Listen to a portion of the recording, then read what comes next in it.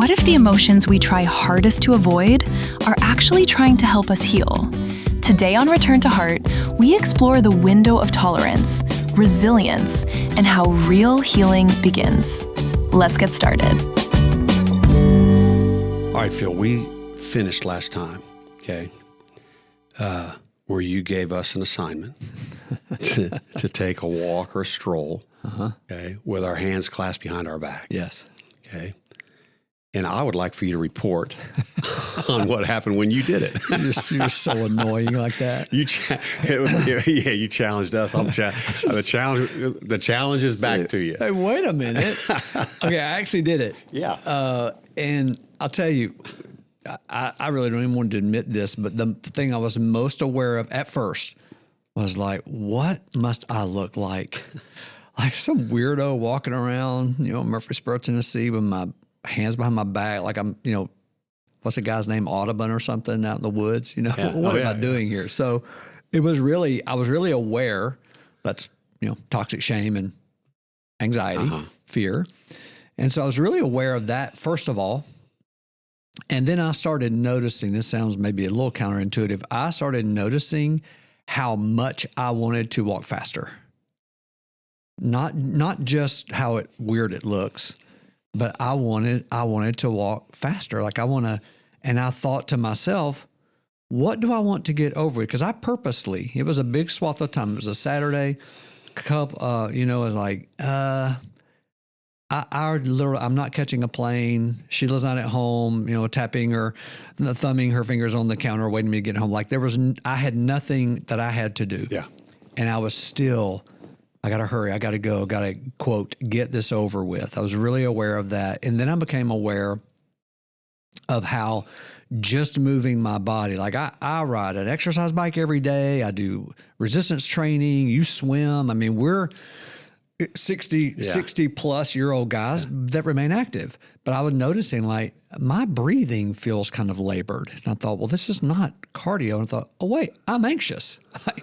I'm literally having anxiety. I'm having an embodied experience of doing this. And then as I stuck with it, I can't really say I ever got rid of those things, but I did. What was very heart gladdening to me was just recognizing, man, how much I don't pay attention to about my heart, my feelings, my body, just as I'm going through the day. That's the statement. How much I've learned not to pay attention to. And I added this, how much I've learned not to pay attention to. A child comes into the world really paying attention to what's going on. And they'll tell you about it even before they have words for it. Mm-hmm. They know what they're feeling and what's going on with themselves. They may not be able to put a language to it. Well, but they're aware. Notice how physiological that is, Jeff. They're wet, they're dirty, they're hot, they're cold, they're hungry, they're thirsty. Mm-hmm. That's the main cry out of a small baby.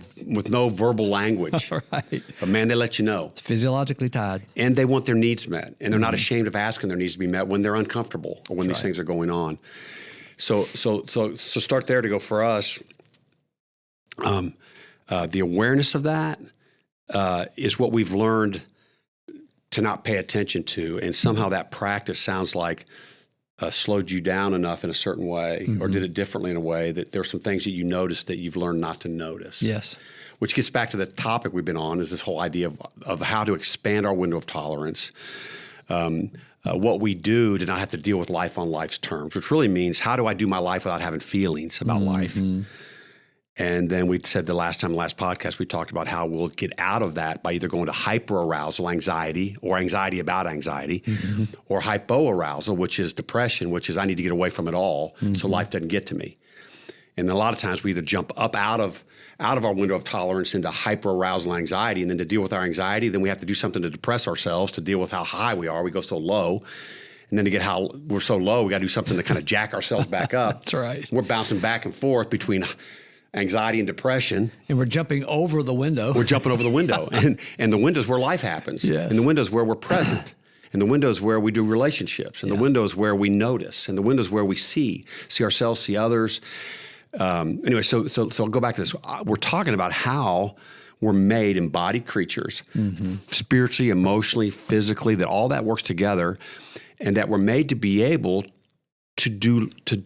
we're made with the resources. Either we reach for the resources like a child, or we develop the resources internally to deal with this life. Now we know, biblically, we see this all the time. The whole Bible's full of places where there are examples of where people are trying to survive life without having to deal with life. Yeah. Okay. They're called cisterns that don't hold water, idolatry, any word you want to use. But basically, how can I get through life without having to be crushed by it? Yeah. And Jesus was the example we talked about last time about his capacity to deal with all the extremes and have feelings about all of it, but never have to jump out of being able to tolerate it. Or I'd say this is a better word, to be resilient in it. Yeah, that's right. Not tough, but like I'll say this, able to take it. Not like able to take it. I mean, like able to have it. Like the sadness isn't going to overwhelm me. And there may be some gifts in this. This hurt is telling me something I can pay attention to. Okay, so I want to let's be real practical on this one to go, most of us just find ourselves all over the place.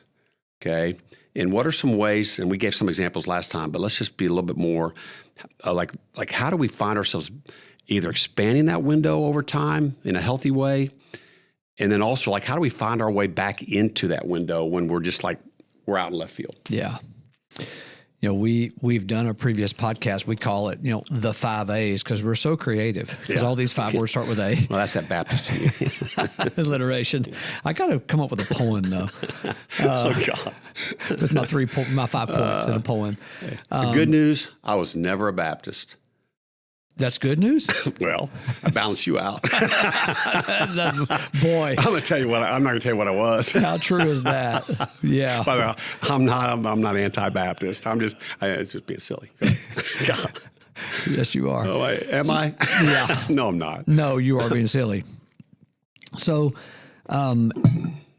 every practical thing you say, a therapist, a pastor, a friend, a parent, whoever, every practical thing we say is going to be limited because we are never going to find enough technique or 5 A's or 3 B's or whatever else to ever be able to get out of the window in terms of how life really works. Read Ecclesiastes. So life is not designed to work. So honestly, the first step in all of this is just understand that whatever answers we give or any other therapist or pastor, whoever gives to this thing, the answer is going to be unsatisfactory and incomplete to make life really work because life doesn't really work. That's Genesis 3 and beyond. So I think it's important for people to, including we two people, to go ahead and embrace that, hey, there's not anything out there that makes life work. And at the same time, there are some things we do, some ways we do them that broadens or widens that window of tolerance, which means I stay in my own skin for longer periods of time. I contain these feelings, I have them, and I can be in more intimate relationships. So that's where we're aiming for. That's emotional and spiritual maturity. That's right. Yeah. So and never arriving there until Jesus brings this thing to completion. Well, because when you think about it, the only place we have to trust God is in it. When we're going to anxiety, we're trusting ourselves. When we're running to the woods, we're trusting ourselves. Yeah, that's right. But when we're in it, we're going to have to trust God to give us the resources or give us the resources to get through this. Part of my work with our organization, with Tin Man, is developing our coaches and, first of all, people say, well, you're just biased. I say, I'm absolutely biased. Yeah. I think our coaches are amazing. Yeah. They're men and women, they're phenomenal. And I will often remind them, or at times remind them, remember, guys, ladies and gentlemen, remember, what we're doing is we're equipping people to live life fully and to be able to struggle well back to Ecclesiastes, back to Genesis 3, back to Lamentations, back to Nehemiah. Like they're every book in the canon, other than the last 2 chapters of Revelation, and the first 2 chapters of Genesis are pictures of struggle. And so you actually showed me that illustration years and years ago, Jeff, like a couple of pages on the front end of the Bible, a couple of pages on the back end, and all that in the middle is struggle. So there's going to be a time out here somewhere, it's coming, where life's going to work. And there's only a couple pages at the front end. 2 chapters. Where life kind of worked. And all the stuff in the middle is what it looks like when, look at that, I got pages falling out of here. This is what it looks like to struggle mostly not well. Yes, right. With a life that doesn't work. So I tell another, before I was able to be with 10 Men full time, I had a counseling center. We had an internship program. And I would say to them, only half jokingly, hey, 3 things will get you terminated here. Just subpar work because you're not made for the work. And I don't want to harm you and others by training. Secondly, unethical behavior of some kind. Those 2 are givens. The third one is if you're promising people the most amazing life they've ever had because of the therapy you're doing with them, that'll get you out of here too. Yeah. I'm kind of kidding about that one. Well, it's not true. It's a lie. It is a lie. And so we're spending a lot of time on this, but one of the things that podcasts, which I think are wonderful, obviously we're doing one. I'm a fanatical podcast listener of the podcast that I enjoy. So this is not an anti-podcast statement. But one of the things you and I have treated a lot of physicians, and physicians say the very worst thing to ever happen to medicine is WebMD. That's just the worst thing ever. And the worst thing to ever happen to really healthy mental health is podcast, analogously speaking. So because there is such a proliferation of solutions, and they're not necessarily bad ideas, they're not bad things to practice. But when they're practiced, whether it's walking with your hands behind your back or breathing deeply, when they're practiced with the end game of making life somehow work, that's where it gets off track. So we need to spend a lot of time where we spend here, like before we move into, hey man, let's be really practical with this. Okay. It's easy for people to assume like, oh good, I'm going to get tools and I can eliminate Ecclesiastes and Lamentations from my Bible and Genesis 3 and frankly, all the other books of the Bible and I'll be okay. So well, when I say solutions, I'm thinking they're embodied solutions. Right. Like for example, I even on the way over here this morning, I was on the phone with a guy in the UK who's globally, like he's on the cutting edge of AI and what's happening there. And some stuff happened huge this last week with I mean, just there's stuff that's the speed of change and what it's doing and changing the world. But his comment to me was this, we were talking about, he said, and he was talking about kind of what we do even. And he said, the good news is, he goes, you're not a coder, you're not losing your job. He said, Jeff, there will never be a replacement for what you do relationally. Yes. Never. Yes. Never. Like, because the way back into, the way the window gets expanded, the way back into my own body, the way back into being able to deal with life on life terms, it's always going to come somehow in the context of being in relationship with myself, with you, with God. Yeah. Well, to lift the curtain on this even more personally, our producer John and I were talking at a break earlier, and he was over there. He said, "Gosh, I'm just kind of looking some of this up on ChatGPT," and and his comment was, it was great information, but there was just nothing to attach to. Nothing to attach to. Right. And that's all we'll do is, in fact, what it'll do is it'll stimulate your brain. Yeah. But it'll never do this. Actually, in some ways, it'll just fire up more anxiety. Yeah, that's right. That's all it does. It's just going to feed that beast. That's exactly right. So when we talk about, I say practical, I'm talking more like, let's keep this really simple. That's right. Let's keep this really God-made. Yeah. Let's keep this consistent, because I think we actually complicate it. Most of the time, and most of the things we do, we try to, one of the things I love about our work, and you mentioned our coaches, one of the things I think the coaches for 10 Man, what I love about, what I can say is true about them, is that there's nobody on that team that is not doing or has not done or probably needs to keep doing this work themselves. The preparation to do this work with anyone else is do this work. That's right.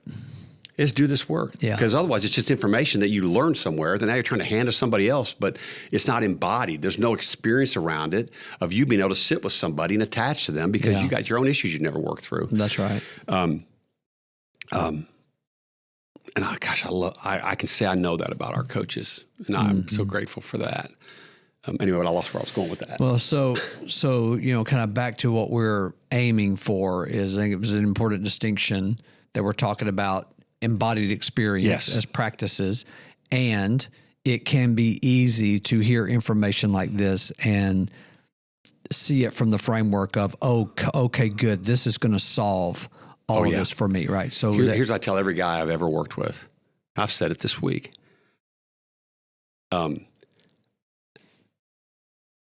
You're not going to change because I'm good at what I do. Yeah. And you're not going to change because you're going to be good at what you do. Mm-hmm. I've just never seen someone not change because you're not going to have to learn how to do something you've never done. There's a whole part of you that just went to sleep on your way to surviving life, and you've forgotten how to live. Mm-hmm.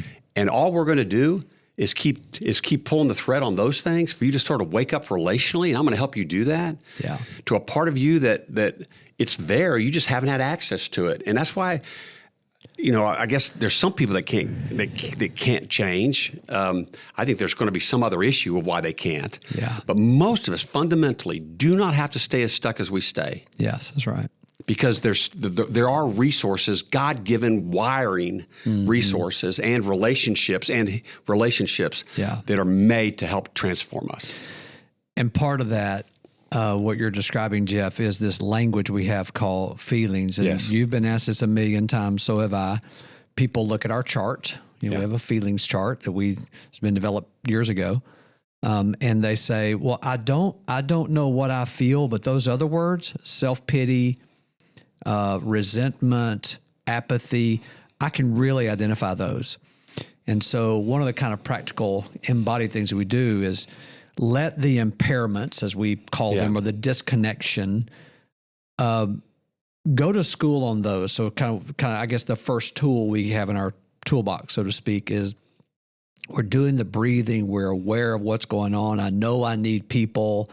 A friend said to me recently, it's like, man, I was just really in self-pity about something. And the more we talk, it's like, oh, he's learning from his self-pity. So I'm saying, what is self-pity? Forget how wrong it is. We say, oh, well, that's impaired sadness. So I better get in the right column here. I'm in the wrong column.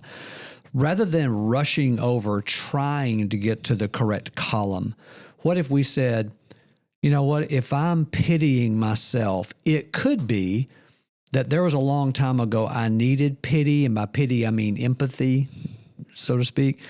What is my self-pity? I'm pitying myself for something. Okay, I know that means sadness, but where did I not get pity when I needed it? And I know pity's a bad word to use in that regard, but it's empathy. When I'm apathetic, it's like, where in my life and in my story was caring put away? Apathy means to not feel like. So maybe instead of apathy in this case, or self-pity or resentment being a badness about me, what if it's telling me something beyond, oh, wait, self-pity means I'm sad. What if it's telling me, hey, this idea of someone looking at me with sympathy and empathy, maybe my self-pity is telling me this is part of the story. My story. Mm-hmm. And what if my resentment is grew up in a place to where everything I did wrong was resent over and over and over. And I grew up in a place where I was resented for not being perfect or not being who someone thought I needed to be. What if rather than condemning myself for rescinding the offense someone did to me in resentment, I just paid attention to what is my relationship with resentment. And it's been amazing to watch people move over into, I think I'm really hurt about that. Yeah. And so that's one of the kind of, quote, hidden tools we could have, like, go ahead and leverage what you do know about what you're feeling, but just simply ask the question, where does this show up historically for me? Well, one of the reasons I think that feelings have a bad rap, or we think most of these are negative, is because we really identify them to the impairments of them. Mm-hmm. So we think about resentment, revenge, rage, self-pity, all that kind of stuff. And we go, yeah, that's trouble zone. But really that just happens when we won't step through the vulnerability of the expression of a real feeling that we're having and then get the gifts and the needs met around those.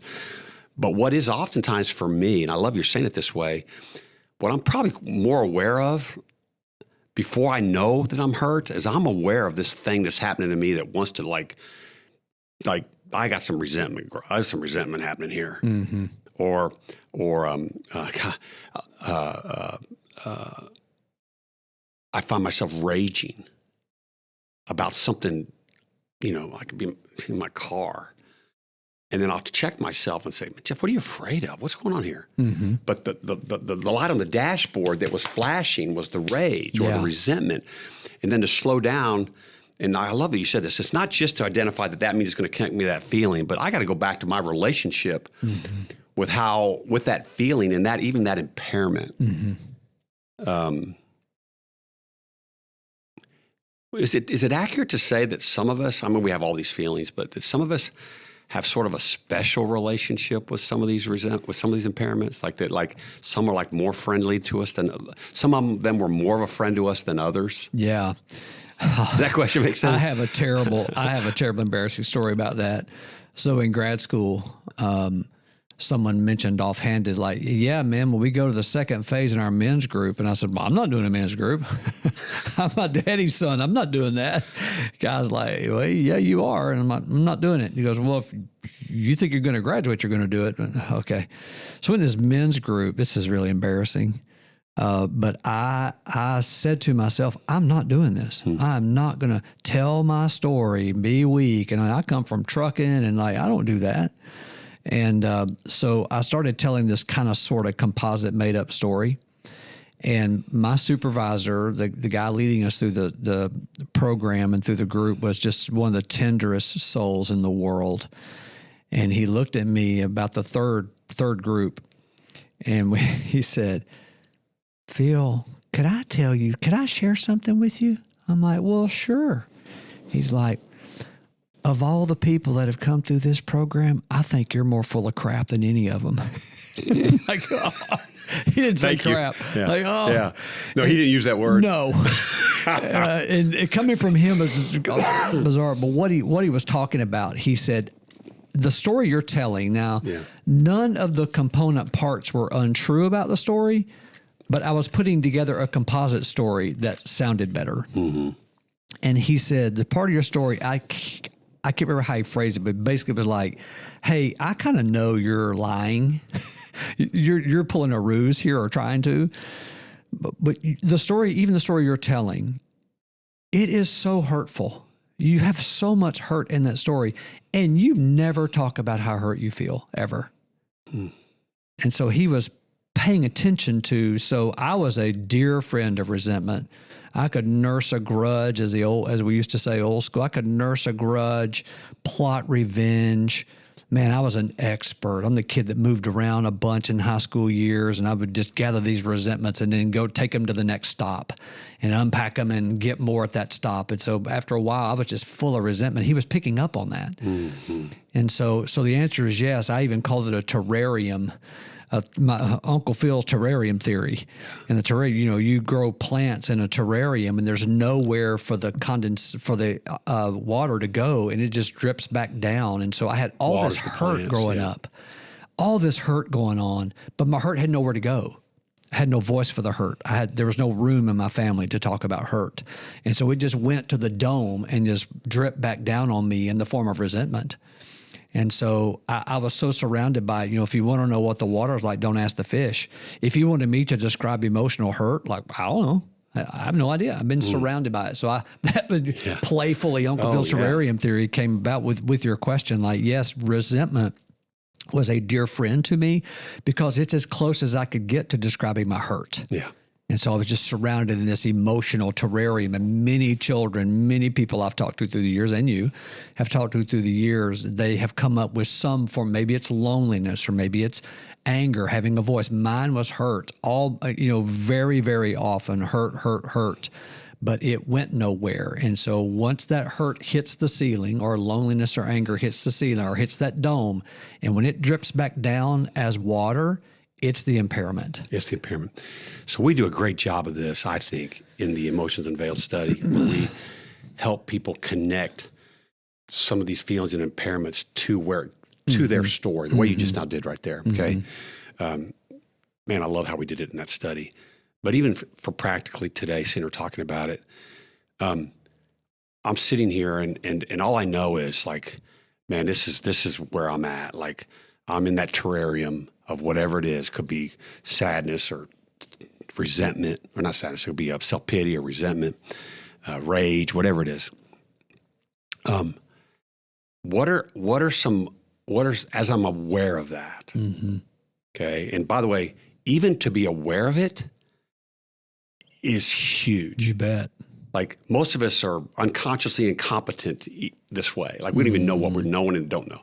But even to have the awareness that there's something going on with me, and this is what I think it is, even if I just call it resentment.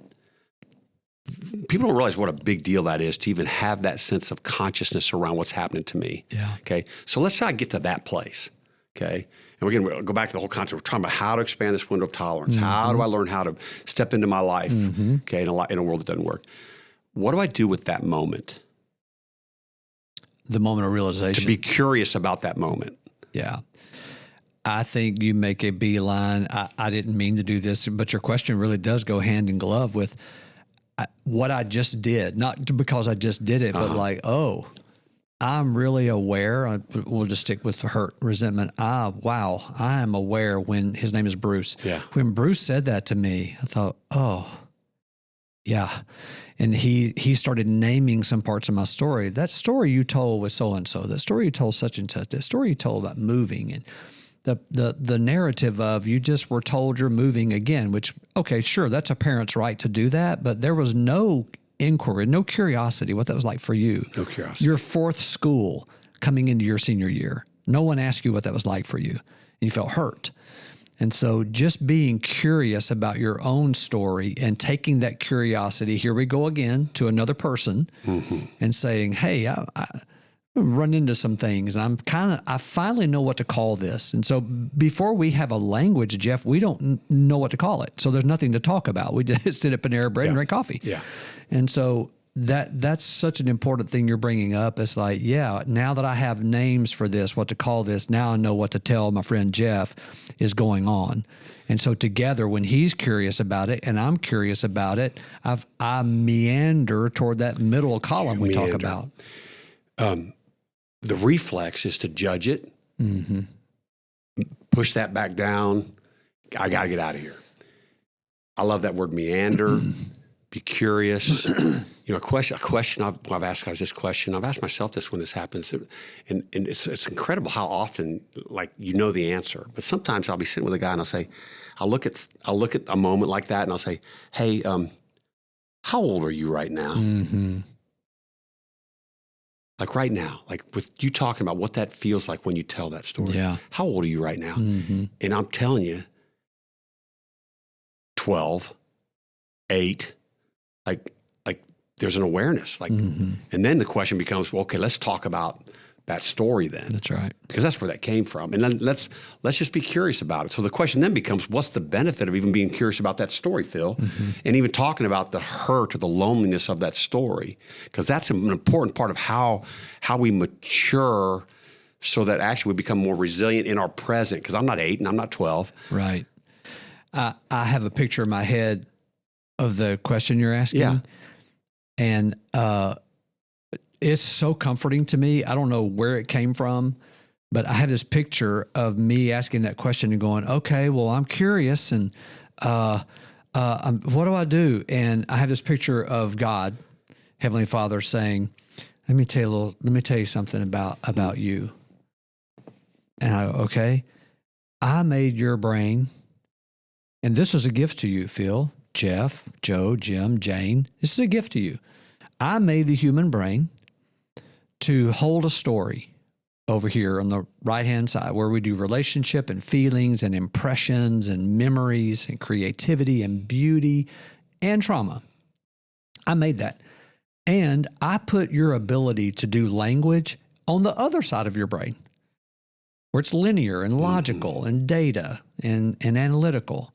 So I made you that way, all humans that way. And so all you got to do is just start talking about what you know, where your curiosity has led you. And when you talk about that with a trusted friend or someone that can guide you, I've made your brain in such a way it can't help but heal. It can't help it. And so that's my gift to you, among others. So you go and you tell me, you continue telling me that story, by the way, that I already know and I still want to hear it because I'm crazy about you. And then you tell other people that and your brain heals because I've made it that way. And it's very invested in your healing and I'm very invested in your healing. So you go and find other people that are invested in your healing and you watch what happens when you tell that story with language from that part of your brain that's telling the story of the other half. And then let's end here. In how many examples, you and I probably could fill up the next couple hours of examples where when Jesus would come into somebody's life and the story they were living out and the story they'd come from and all the emotion around that, physical impairment, just name it. And how many times he invited them to give voice. What do you want me to do for you? That is such a great end.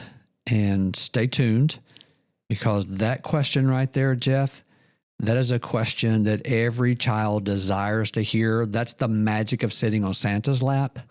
Like that's the question. So let's pick that up next time. 100%. Thanks again for joining us on Return to Heart. To access resources mentioned on this program or to find out more about Tin Man Ministries, please go to tinman.org.